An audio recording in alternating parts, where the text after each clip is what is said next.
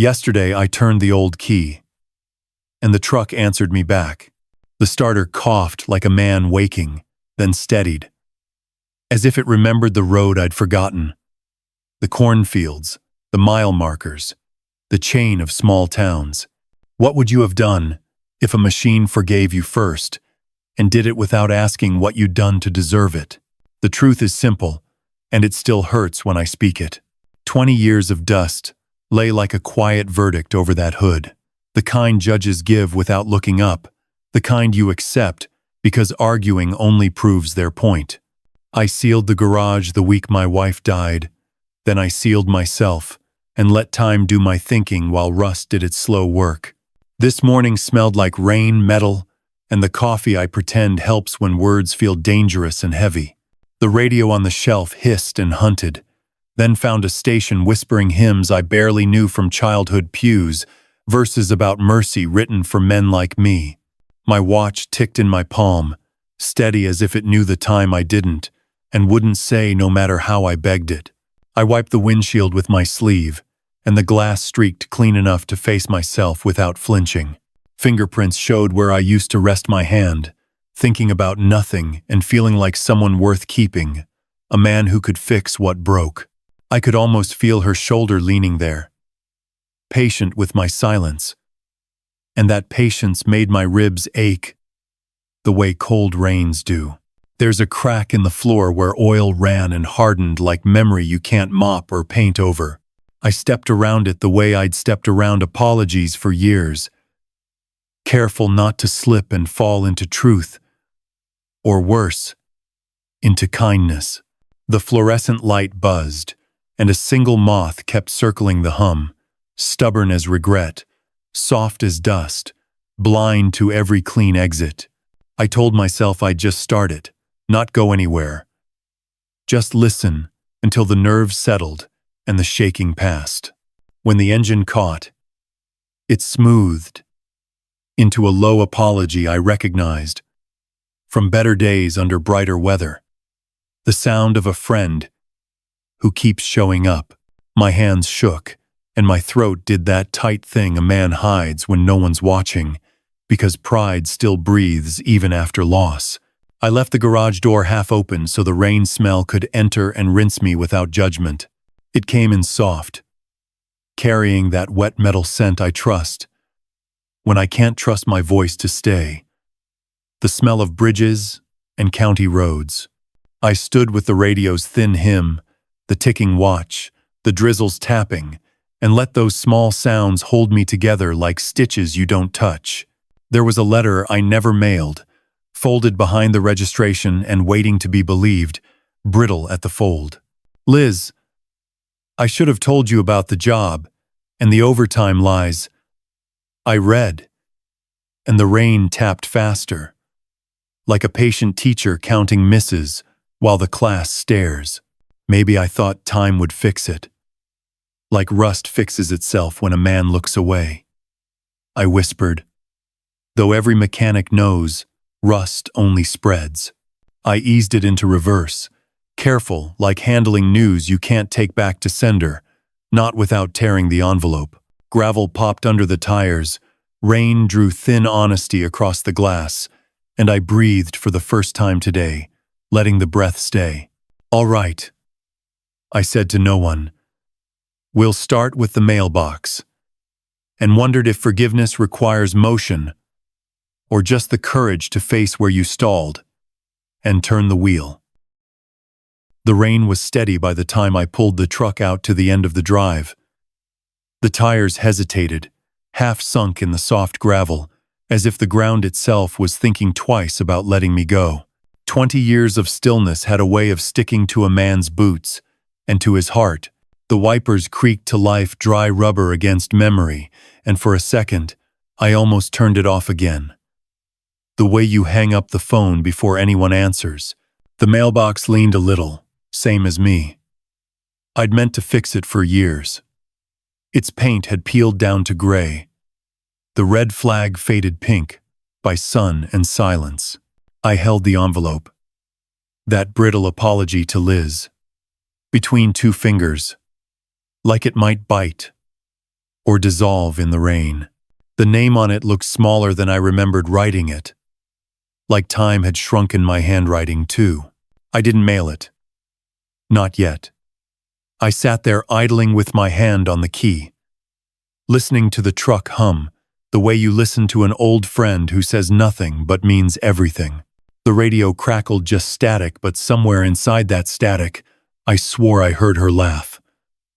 That soft kind she used when I got too serious. It stopped me cold. I stared out across the wet fields where the corn used to grow.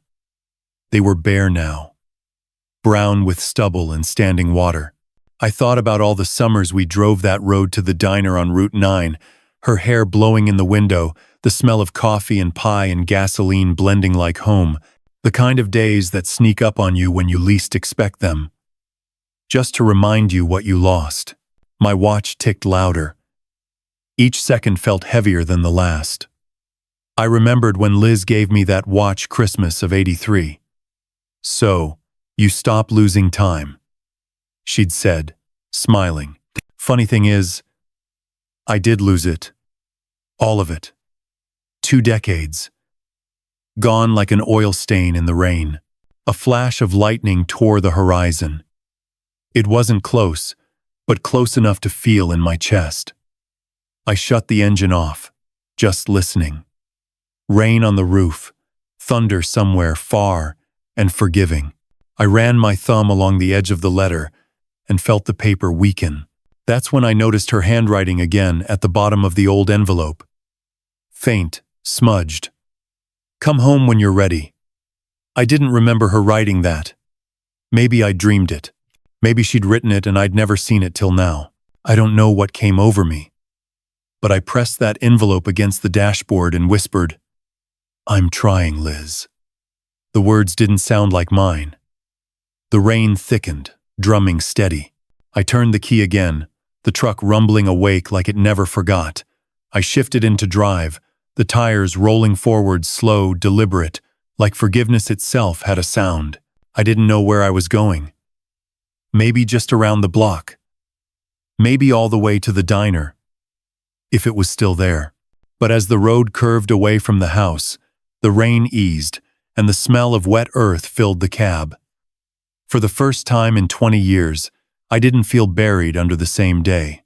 I felt moving, and somewhere deep in that steady hum, between the engine and the rain, I swear I heard her say, "It's all right, Bob. Keep driving." The road out of town hadn't changed much, just thinner somehow, like the years had worn it down, same as me. Cracks ran through the asphalt like old scars, patched but never healed.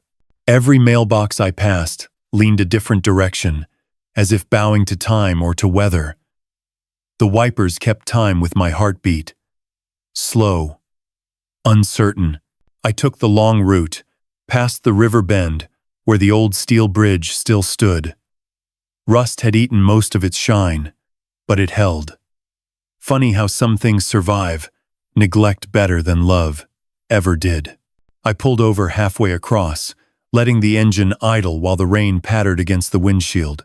The water below moved heavy and brown, carrying twigs, bottles, and whatever else people let go of when they thought no one was watching.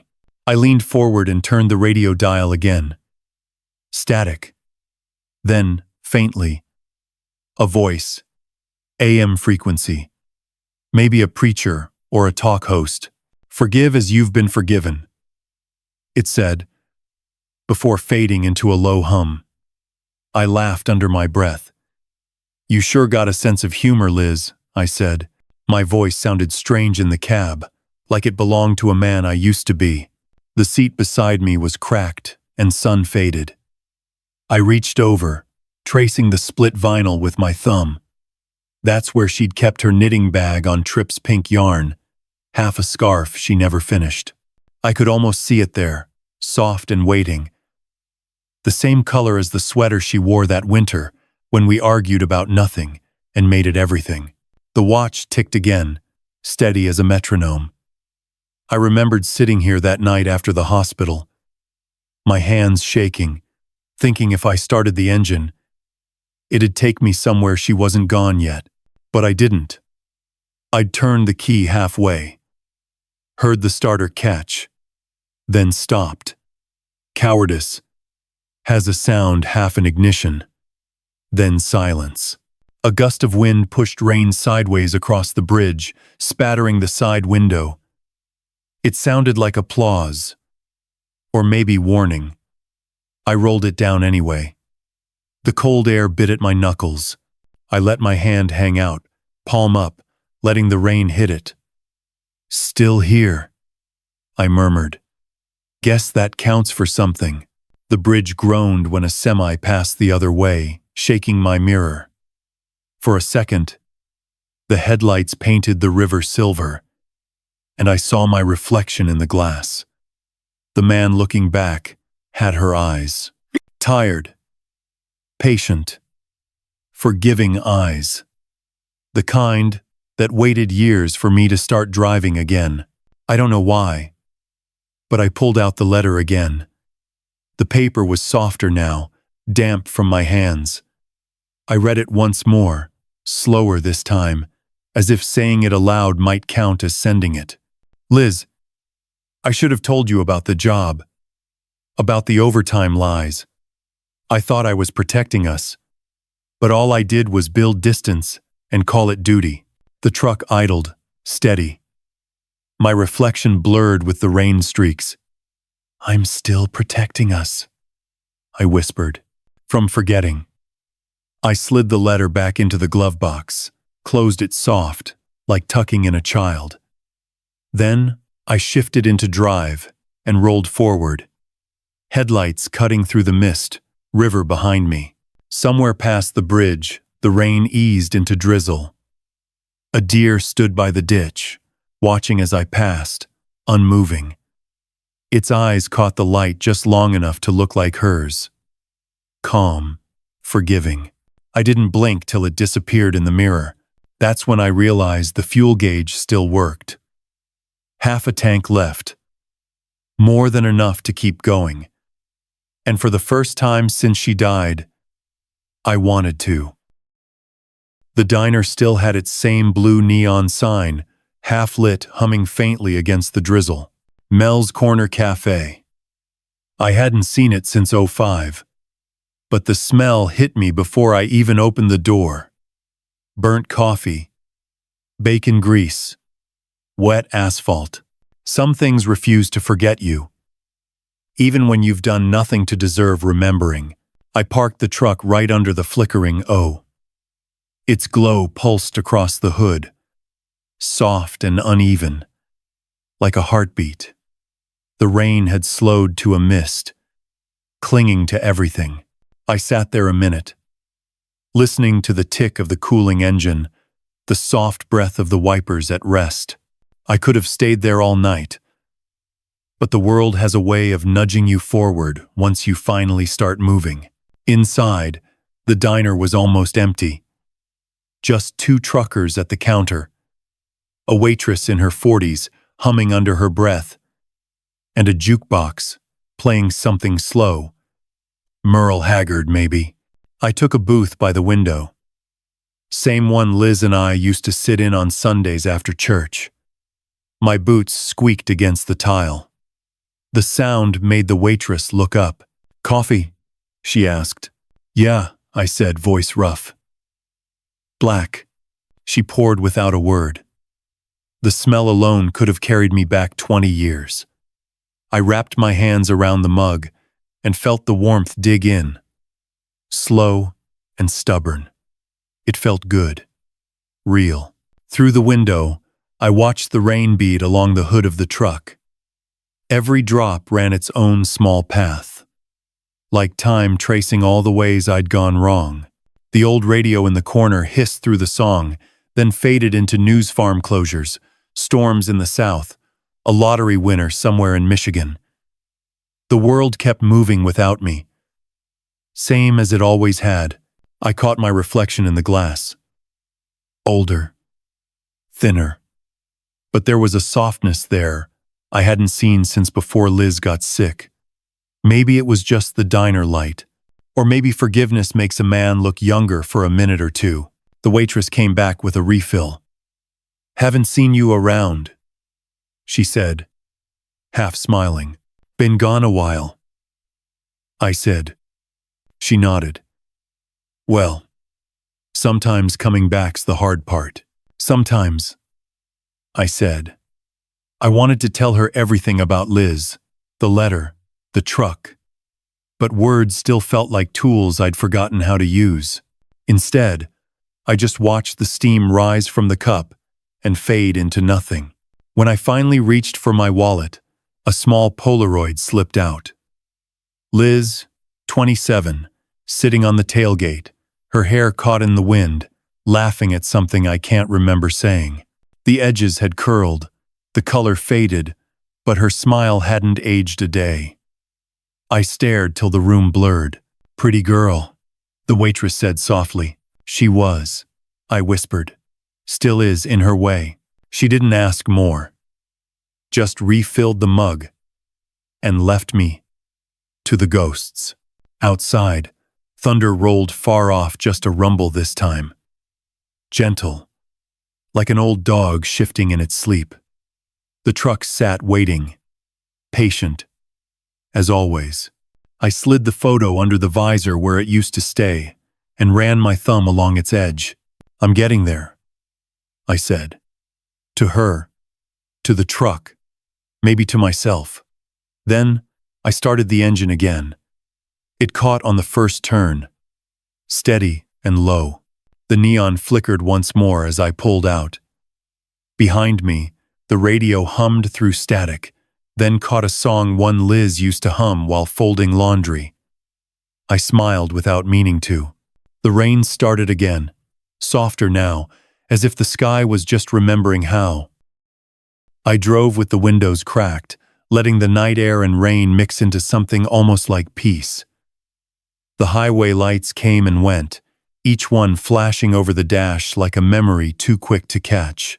I didn't know where I was headed, just that I couldn't go home yet. Home still felt like a question I hadn't earned the right to answer. The tires hissed over wet asphalt, and the hum of the truck filled the silence between thoughts. Every so often, the radio would catch a word or two from some late-night station weather reports, country songs, a preacher reminding strangers that grace was still possible. I didn't change the dial. The static felt like company. I passed the old feed store shuttered. Sign rusted clean through. The grain silo beside it looked smaller than I remembered. Or maybe I'd just grown used to bigger silences. Across the road, the laundromat light still burned, the kind of yellow glow that never stops trying even when no one's looking. It was almost midnight when I saw the old gas station at County Line. The same one where Liz and I used to stop for root beers on long drives. I pulled in out of habit. The sign above the door still said Harlan's, though I knew Harland passed a decade back.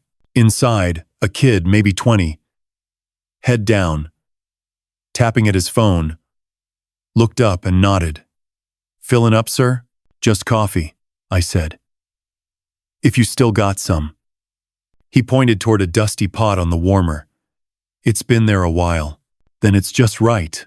He smiled, like he didn't get the joke but wanted to. I poured a cup, dropped $1 in the tip jar, and leaned against the counter, watching the rain collect under the neon sign outside. "You from around here?" he asked. "Used to be," I said. "Guess I still am, in a way." He nodded, polite but puzzled. "You driving far?" "Just far enough." He didn't press. People out here understand the kind of driving that isn't about distance. Back in the truck, I sipped the bitter coffee and stared at the fog building across the field. The headlights carved tunnels through it, and for a moment I imagined Liz walking there, soft outline in the mist, just ahead of the beams. My hand twitched on the wheel. "Not yet," I whispered. I reached into the glove box again. The letter was still there, edges curling. I unfolded it halfway and ran my thumb over the ink. Rain tapped the roof, steady as a heartbeat. Somewhere between one drop and the next, I realized I wasn't afraid of her forgiveness anymore. I was afraid of what it would mean to live after it. The radio flickered alive an old voice, rough and kind. Sometimes the only way out is through the miles. I didn't know what station it came from, or if it was even real, but I nodded anyway, shifted into drive, and rolled back onto the road.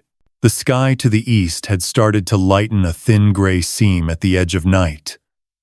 I thought about turning back, but something in the steady hum beneath me said, "Keep going."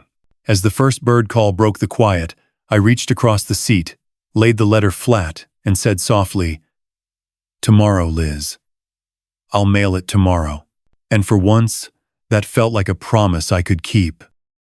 Dawn came slow, the way forgiveness does gray first, then soft gold creeping in at the edges. The road unwound ahead of me, long and wet, the horizon smudged by low fog.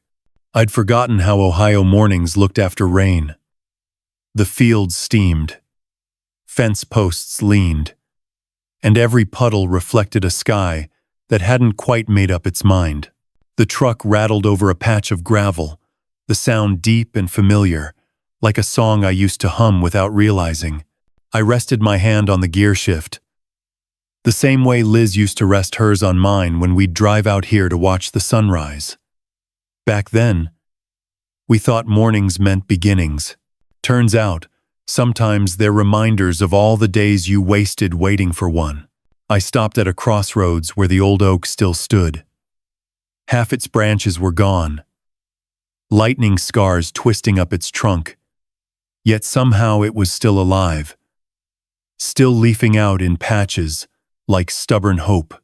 I cut the engine, stepped out, and just listened. The quiet was honest.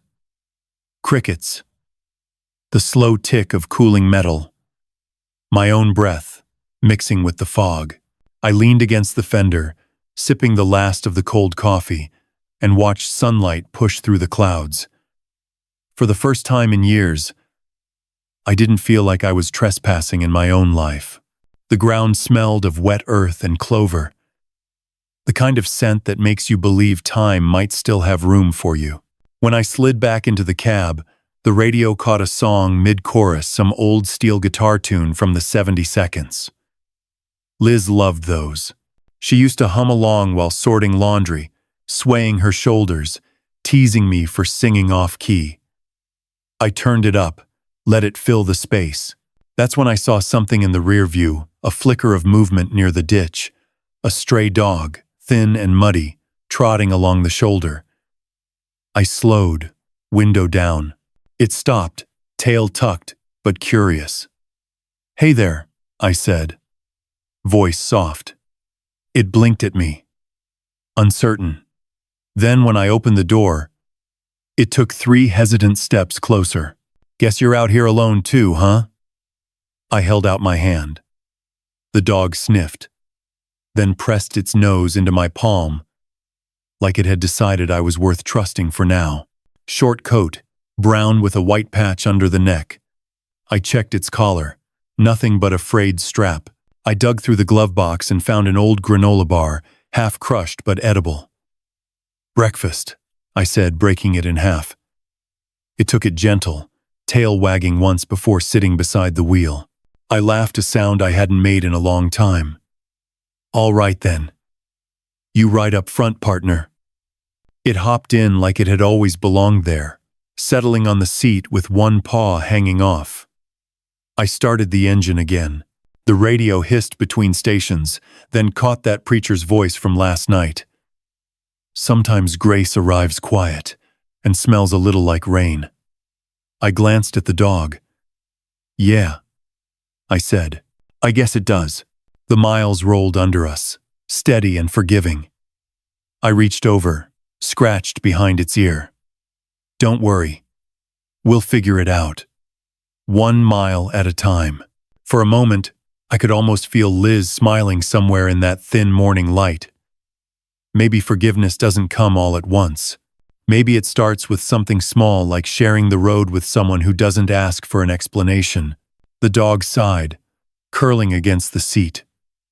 The sun finally broke through the fog, painting the hood in gold. And just like that, the road ahead didn't look so lonely anymore. We drove for an hour without speaking, not that either of us had much to say.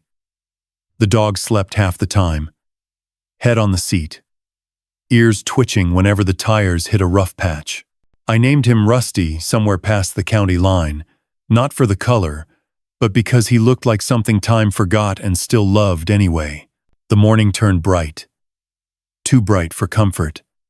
Sunlight caught every smudge on the windshield, every flaw in the chrome. I rolled the window down again, let the air even it out. It smelled of hay and diesel and wet pavement, Ohio's old perfume. Somewhere outside Madison, I spotted the old drive-in theater. The screen still stood, peeling white and blank. Weeds tall as corn around the fence. Liz and I came here once, twice, maybe to watch movies we never finished. She liked the previews more than the shows. That's when people still believe something good's coming, she'd said once, half laughing, half serious. I parked out front and cut the engine. Rusty lifted his head, curious, tail thumping. This was the place, I said. Back when everything still worked, the speaker poles leaned like grave markers. The ticket booth's window was shattered, glass still glinting on the counter. I stepped out and walked the lot, gravel crunching under my boots. In the silence, the past didn't feel far. It hovered, just out of sight, waiting for permission to step closer. I found an old soda cap half buried in the dirt and picked it up. Sticky rust on the edges, logo faded but still there. Frosty root beer. I smiled. You remember, Liz? I whispered. You made me promise to quit drinking these. Said they'd rot my teeth before I hit 50. Guess you were right. Rusty barked once, short and sharp, like he agreed. I laughed, soft and tired. You and her would have gotten along fine.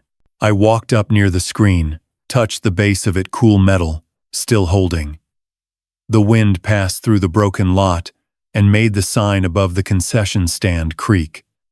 I read the faded letters. Coming soon. My throat tightened. Yeah, I said quietly. Maybe still. A low rumble of thunder rolled in from the west, just enough to stir the air.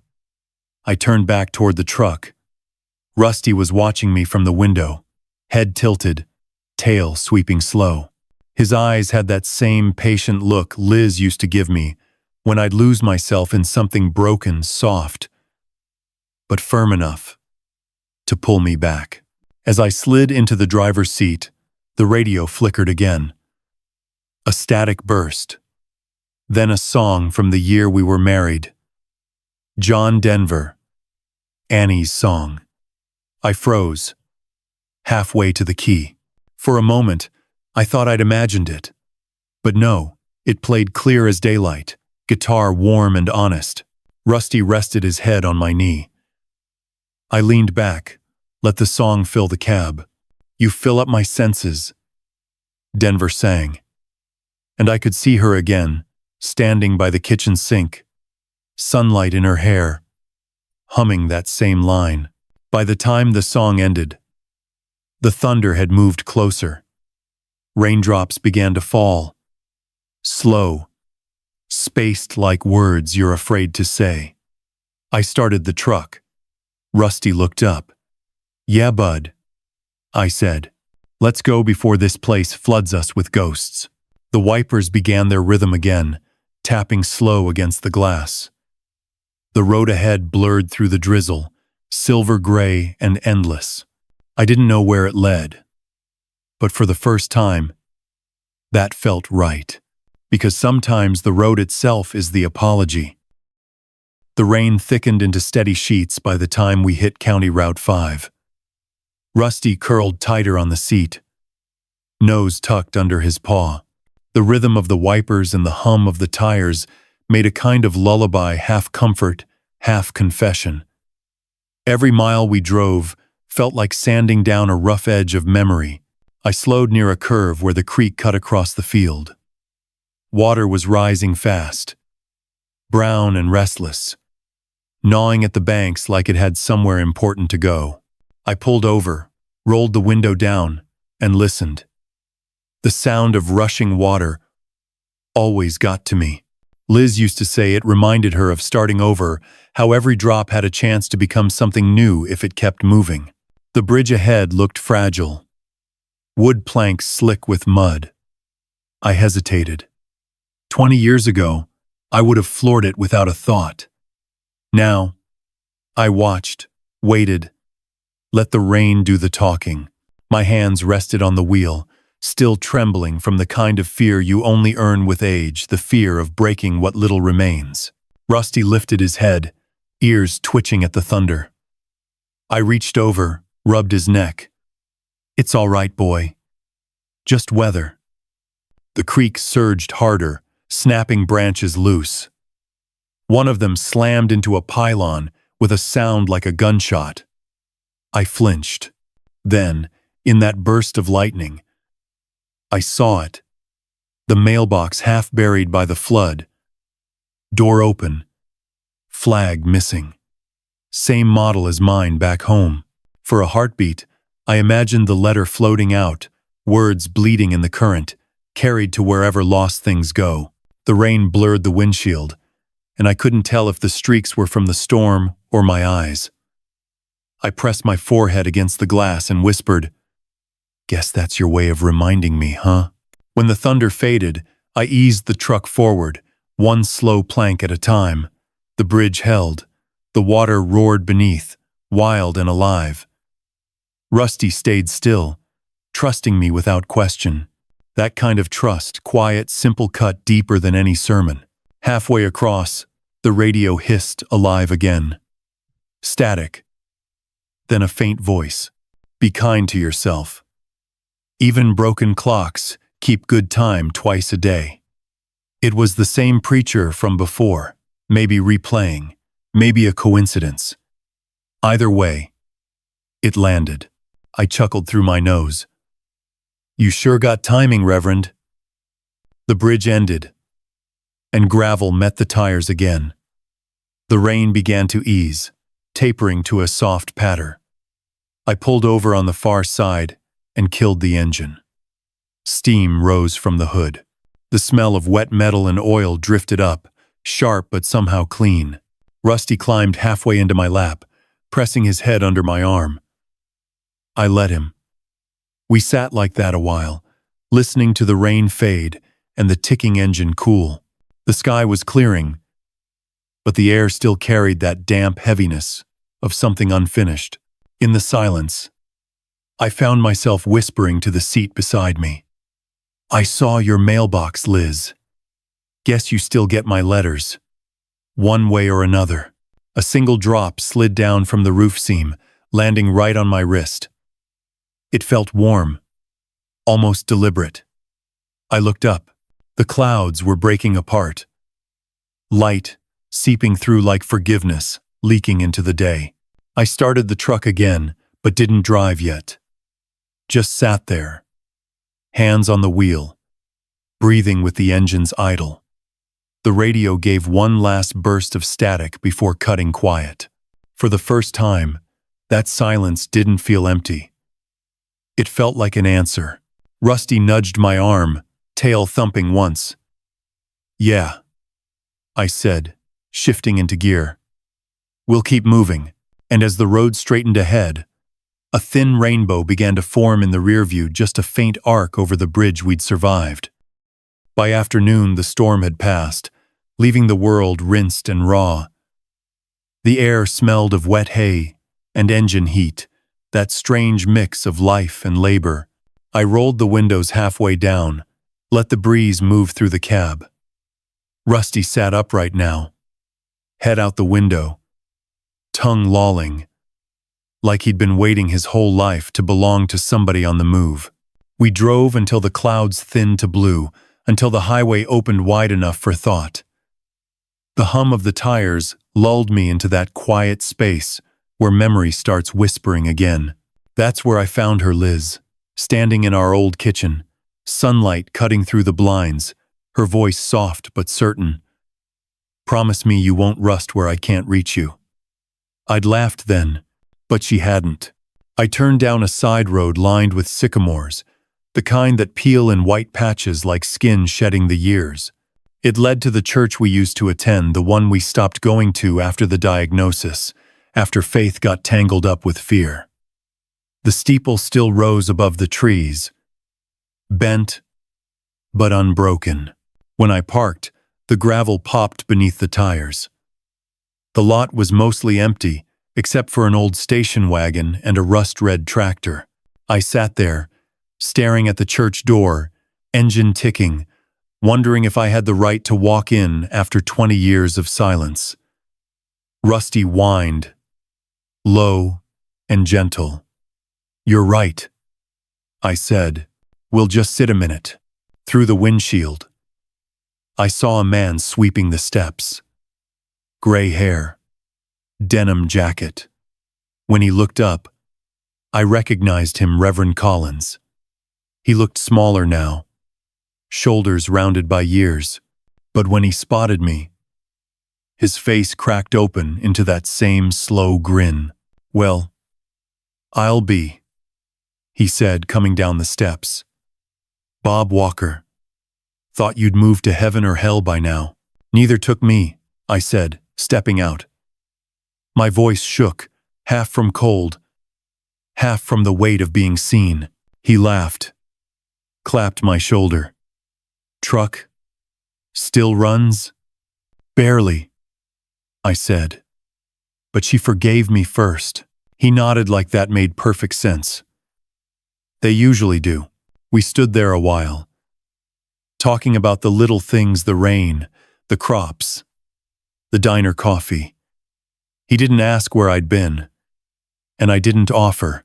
Then he looked at the dog leaning out the window and smiled. "You picked up a passenger. Guess we found each other," I said. When the conversation thinned, I asked, "You still keep the doors open during the week?" "Always," he said.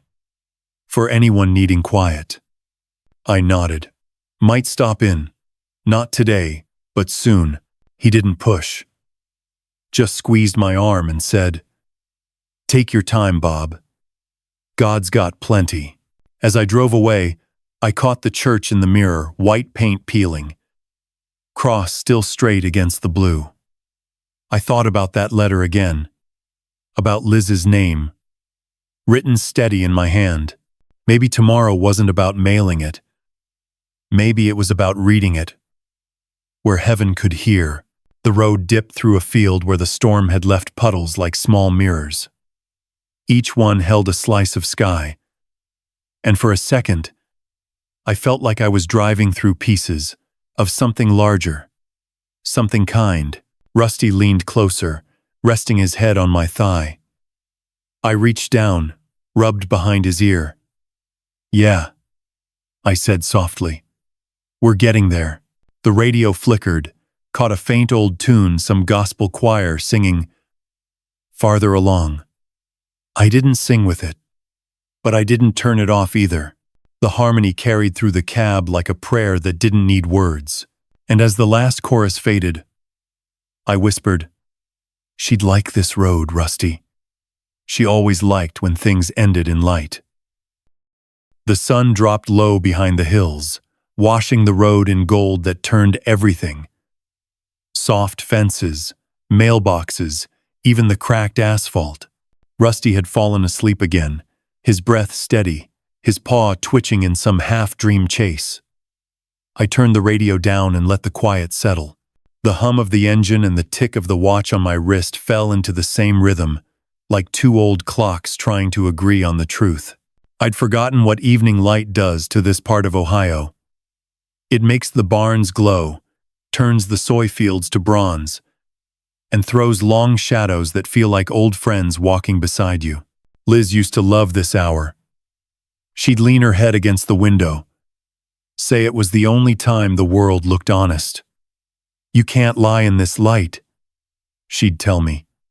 "It shows everything." I slowed near an overlook just before the ridge. From there, you could see all the way to town, the water tower, the church steeple, the two-lane strip that led back to my house. I pulled over, killed the engine, and listened as the ticking stopped. For a while I just sat there, hands resting on the wheel, watching the sun slide down behind the trees. Rusty woke and climbed halfway onto my lap again, heavy but welcome. I scratched his neck, feeling the warmth of him. That simple proof of life. You ever think, I said quietly, that forgiveness might just be staying when someone's too tired to ask? He gave a small huff, eyes closing again, like he'd heard it all before.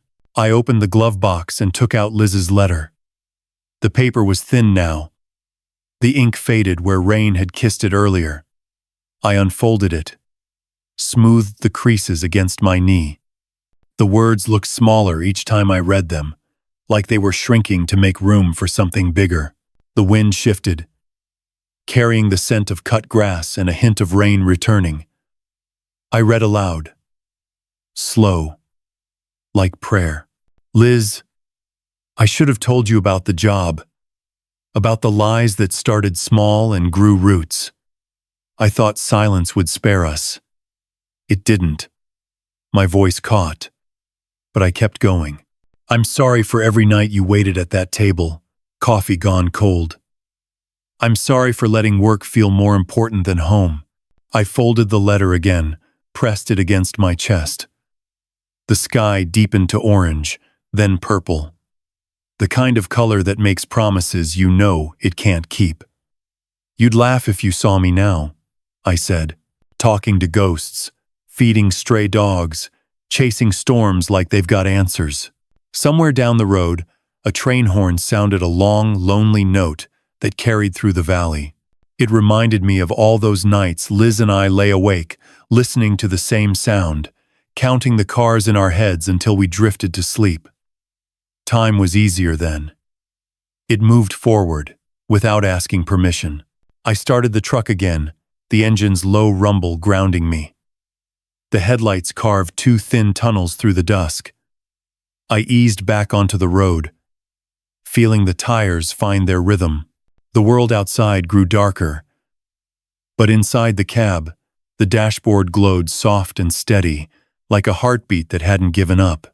Rusty leaned his head against my arm. The radio came alive one more time, faint but clear, an old DJ signing off for the night. Wherever you're headed, he said, drive gentle. The road remembers.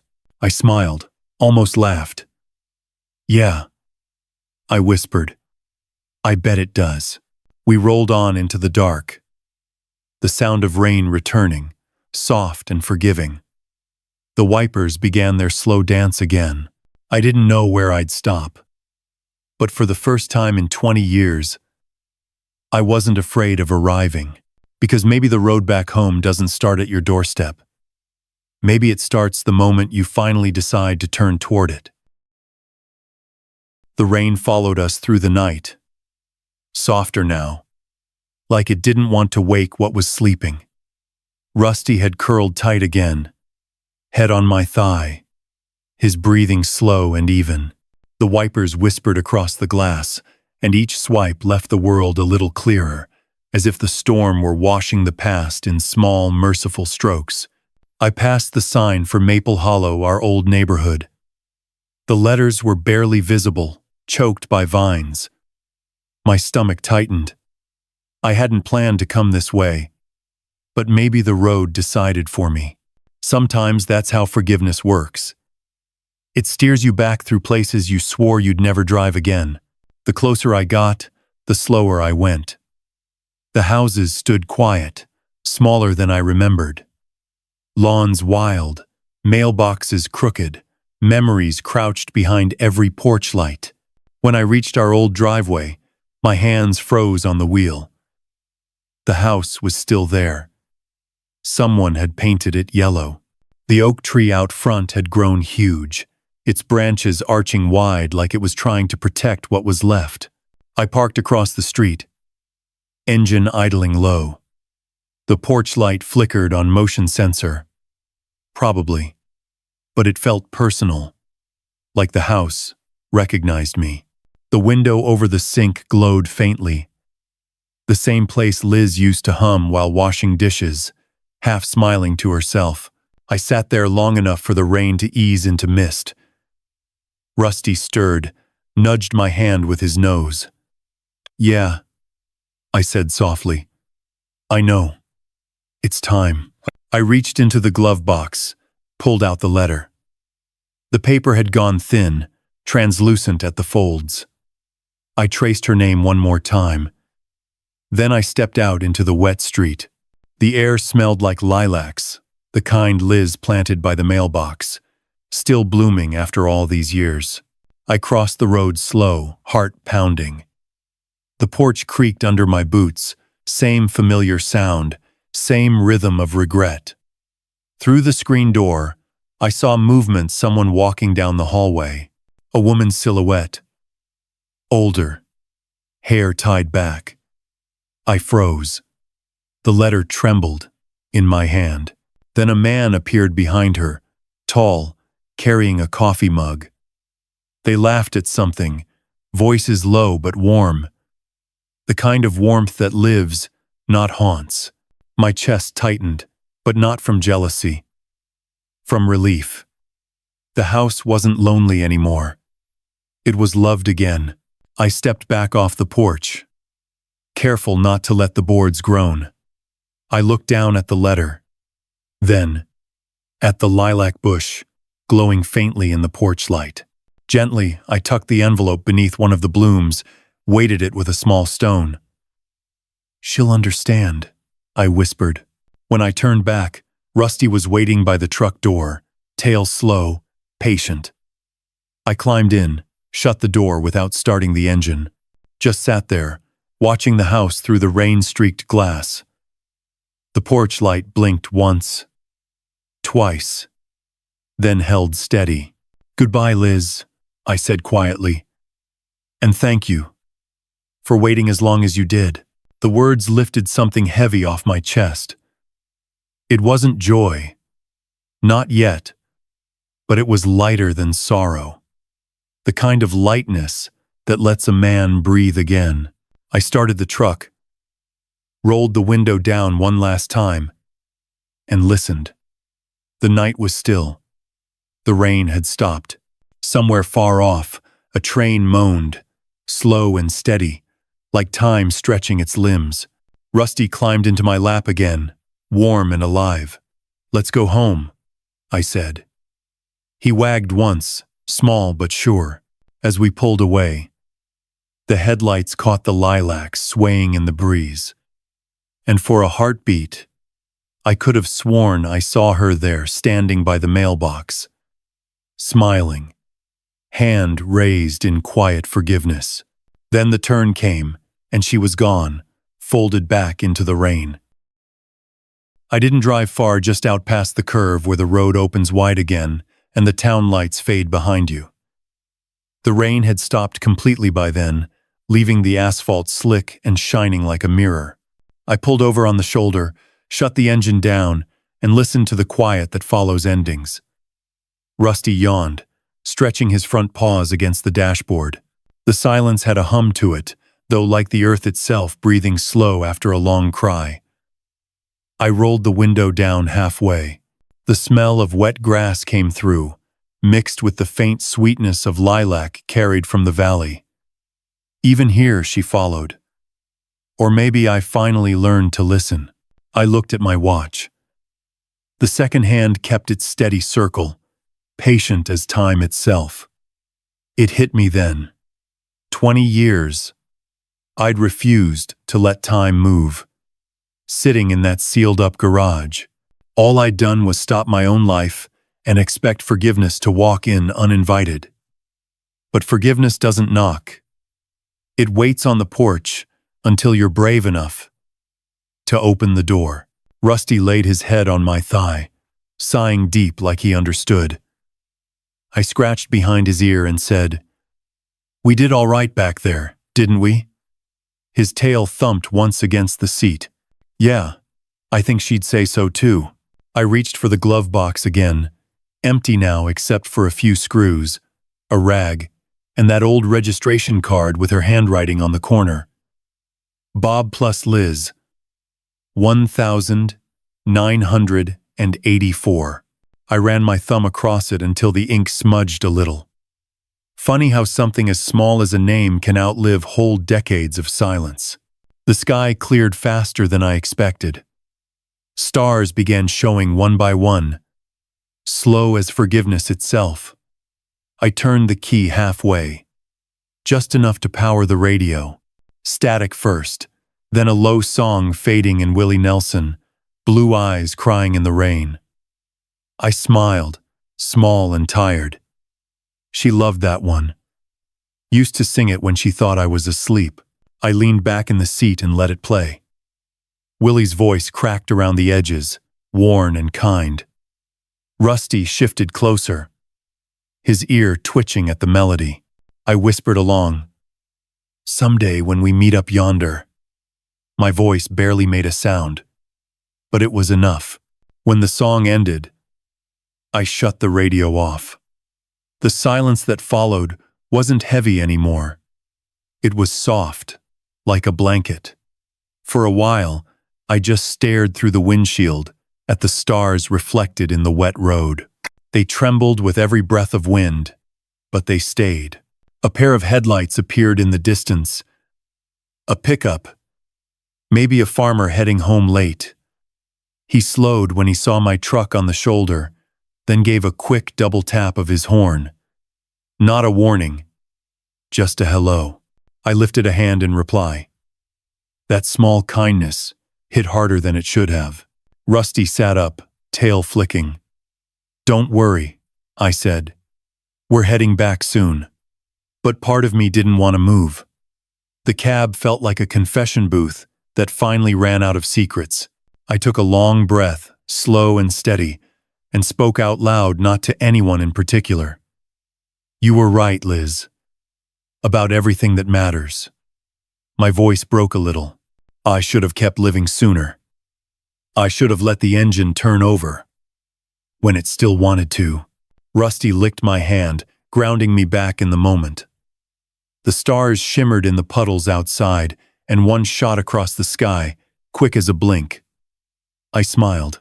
"All right," I said, starting the engine. "Let's get you home, buddy." As the truck rolled forward, I caught one last look in the mirror. The reflection showed the road behind us, glowing under the starlight, clean, wet, and open. For the first time, it looked like something waiting to be driven, not escaped. We reached the edge of town just before dawn, that pale hour when the streetlights start to give up and the birds haven't quite begun. The truck hummed, steady beneath us. Engine warm. Alive. I passed the diner again, Mel's Corner Cafe, and saw the waitress flipping chairs up onto tables through the window. She looked tired but peaceful. The kind of peace that comes from having something to open every morning. I almost stopped. Almost. But there was a calm in me now that didn't need another cup of coffee to hold it. I just slowed down long enough to nod at the sign, like tipping my hat to the past. Rusty sat upright on the seat, watching the world wake up. His ears perked at every passing sound, the clank of a trash bin, the bark of a far-off dog, the rattle of a newspaper truck. He was learning the music of mornings again. So was I. The air cooled as we climbed the ridge out toward the fields. The same ridge where Liz and I used to park when we were young and stupid, watching storms roll in across the horizon. Back then, we thought thunder was thrilling. Later, we learned it was just warning. I parked at the top and stepped out. Dew had gathered on the grass, each blade sparkling like a new idea. The horizon blushed, faintly pink, shy, but certain. I stood there, arms folded, watching the world pull itself together for another try. Rusty jumped down beside me, shook the dew from his coat, and sat close enough for our shoulders to touch. He looked out at the same view I did, fields still wet, the road curving away into the fog. You know, I said, she used to call this the quiet side of hope. He glanced up at me, tail brushing the grass. Yeah, I said. Didn't make sense to me then either. I pulled the watch from my wrist, turned it over in my hand. The face was scratched, the second hand a little loose. I'd worn it through every mistake, every silence. She gave me this, I said softly. Said it'd help me keep time. Guess it did. I just wasn't listening. The sky opened wider, streaks of gold pushing through the clouds. I set the watch down on the hood of the truck. The ticking felt louder out here. Or maybe the world had just gone quiet enough to hear it again. Something in me shifted a small click, like a gear finding its place. The kind of sound you don't notice until the silence around it changes shape. Maybe that's what healing is. Not a grand moment, but a single click when everything inside you stops fighting itself. Rusty barked once, sharp and bright, snapping me back. The sound echoed off the ridge. I laughed out loud, honest and surprised. All right, boy, you win. Time to move. We climbed back into the cab. The seat creaked. Familiar. The smell of rain still lingered faintly. Sweet and metallic. I turned the key, and the truck started on the first try, smooth, confident, no hesitation. I let it idle a moment, hand resting on the wheel. You did good, old girl, I said. You waited long enough. Rusty's tail swept the seat again.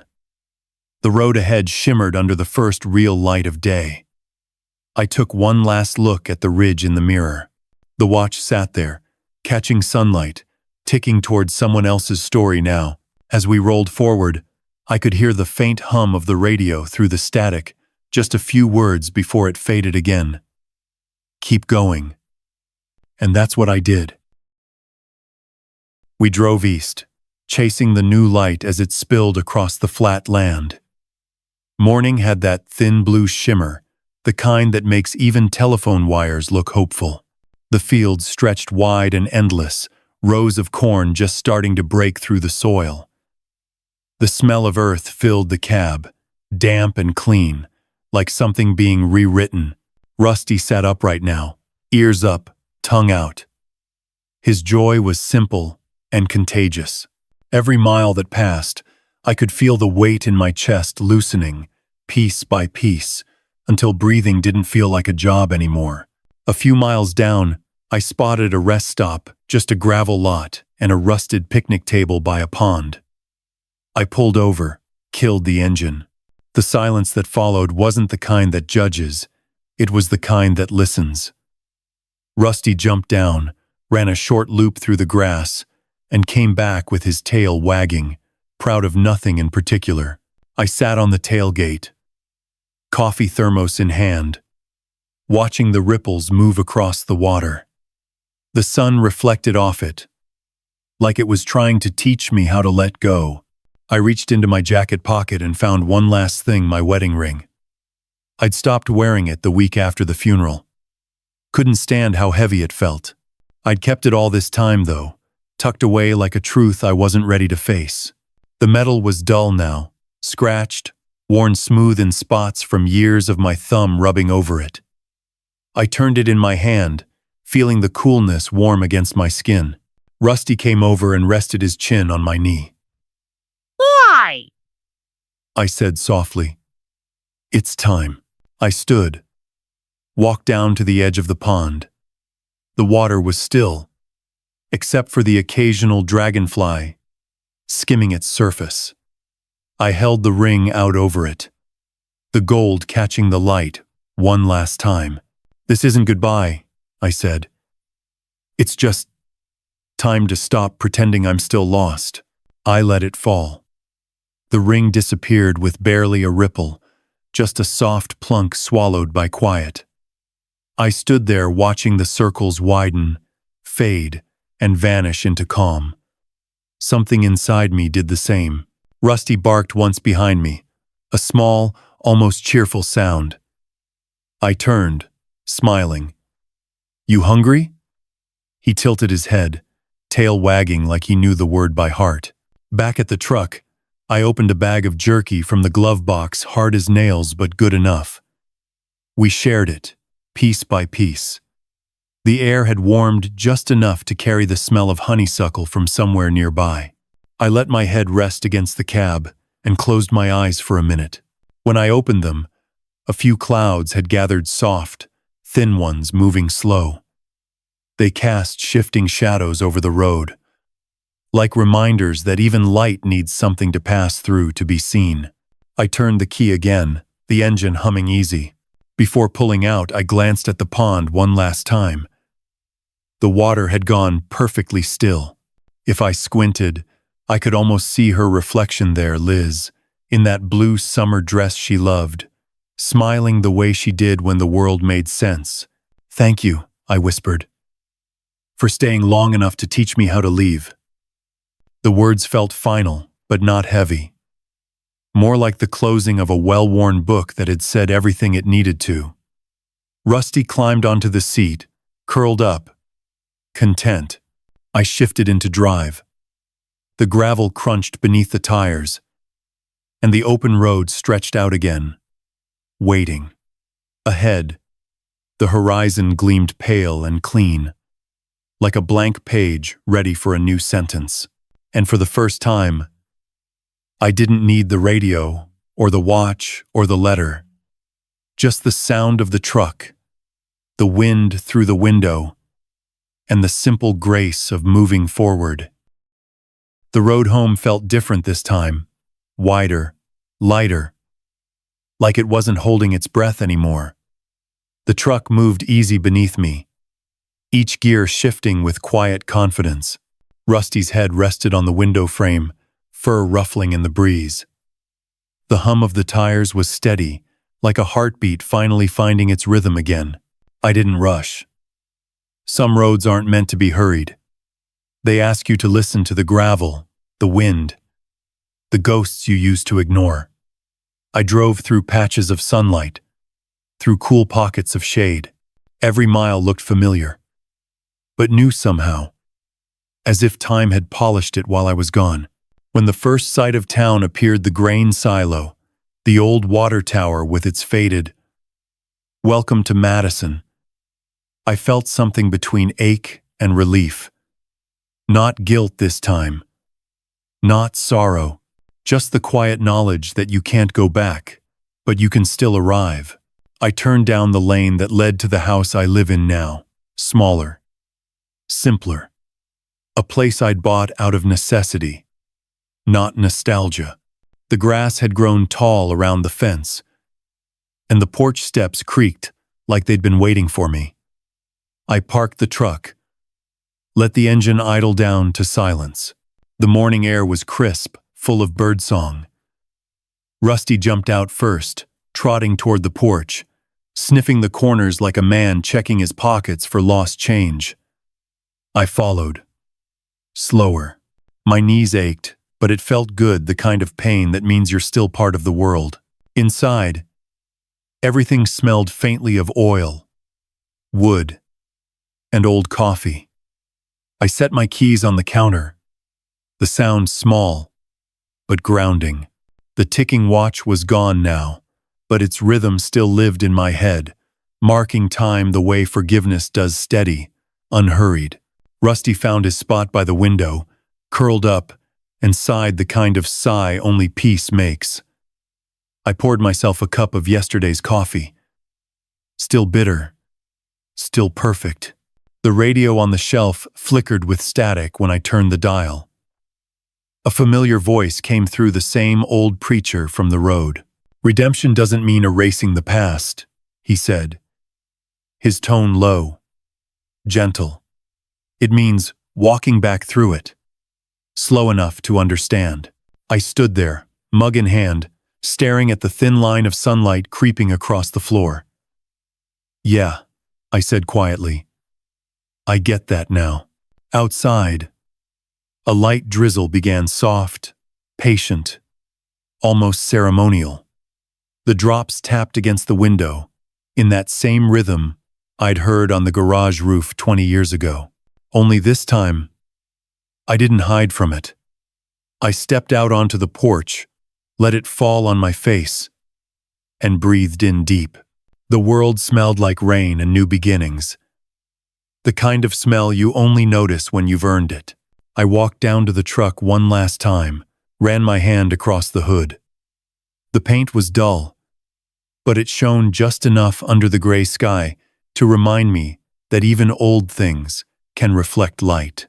You did good, I told it. You waited till I caught up. Rusty barked once from the porch, a small, bright sound that echoed through the drizzle. I smiled. All right, partner. Let's go inside. I took one last look down the empty road, the same one that started it all. Somewhere in that distance, I knew she was there. Not waiting anymore, just walking ahead, unhurried, with that half smile she always wore when she knew I'd eventually do the right thing. The rain eased. The air went still. I turned, stepped inside, and closed the door, gentle, final, grateful. For the first time in 20 years, the silence that followed wasn't absence. It was home.